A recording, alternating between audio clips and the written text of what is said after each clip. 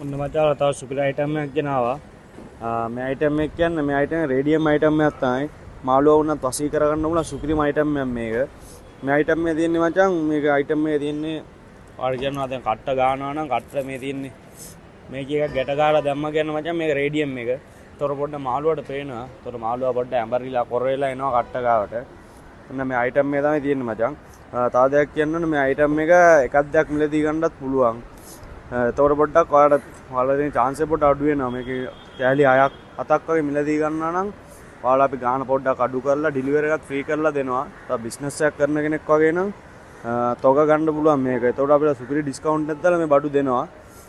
මේ අයිටම් වල මිල ගණන් දැනගන්න ඕන අපේ WhatsApp නම්බරේ යටින් දානවා. අපි contact කරගෙන මැසේජ් එකක් දාගෙන ඔයාලා මිල ගණන් දැනගෙන බඩු ගන්න පුළුවන්.